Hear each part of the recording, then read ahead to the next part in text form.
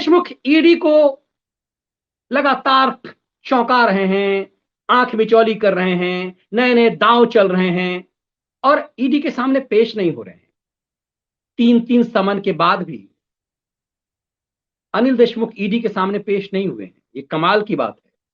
आम आदमी की ऐसी हैसियत नहीं हो सकती। आज यदि आम आदमी ईडी के एक समन को ठुकरा दे तो उसकी पूरी संपत्ति कुर्क हो जाएगी।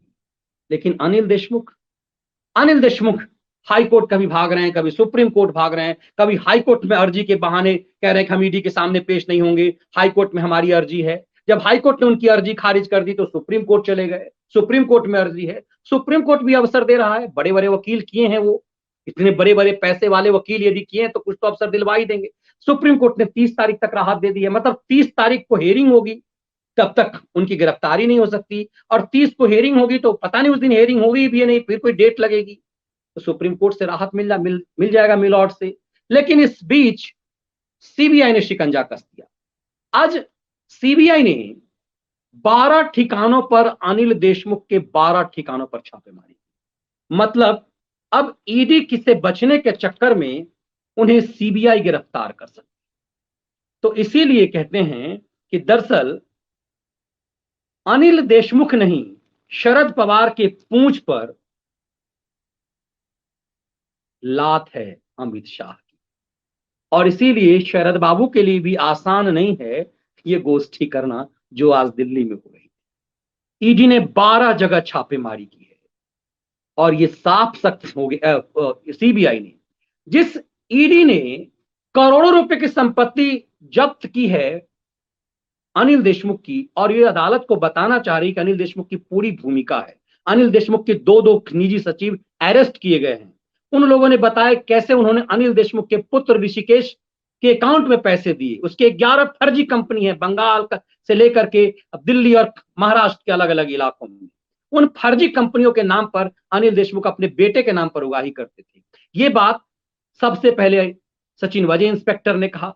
इंस्पेक्टर ने कहा कि हमने उनके निजी सचिव को पैसे दिए। निजी सचिव ने कहा कि वो अनिल देशमुख के बेटों की कंपनियों में गई। ये तमाम साक्ष्य होने के बाद भी अदालत अनिल देशमुख को बचा रही है। लेकिन तू डाल डाल में पात पात, कब तक अनिल देशमुख बचेंगे? तो आज सीबीआई की जो छापेमारी है वो सिर्फ अनिल देशमुख का मामला नहीं है। ये पूरी चीजें दिखाती है कि महाराष्ट्र पुलिस की क्या भूमिका है। और परमबीर सिंह अनिल देशमुख को फंसा करके खुद बच जाएंगे ऐसा दिख नहीं रहा है। ईडी की छापेमारी आज महाराष्ट्र के 12 शहरों में हुई।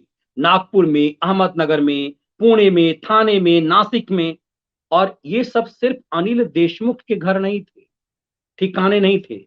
इसमें डीसीपी मुंबई राज भुजबल के घर पे छापेमारी हुई है। एसीपी संजय राउत के घर में छापेमारी हुई है।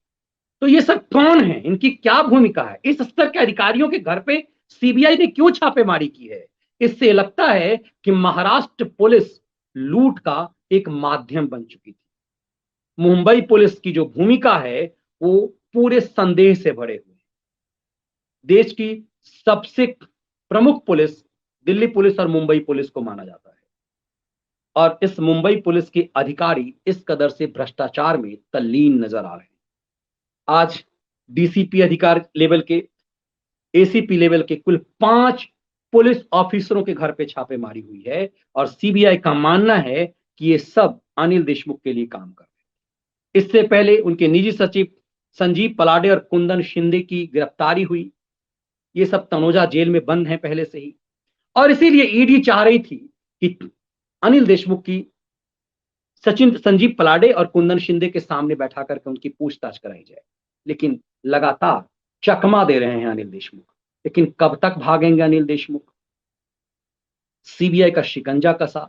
ऐसे कंडीशन में जब चौतरफा भ्रष्टाचार में इस कदर पॉलिटिकल पार्टियां डूबी हुई, उसके सिरमौर डूबे हुए, फिर उन्हें नैतिकता को लेकर के कभी पेगासिस, कभी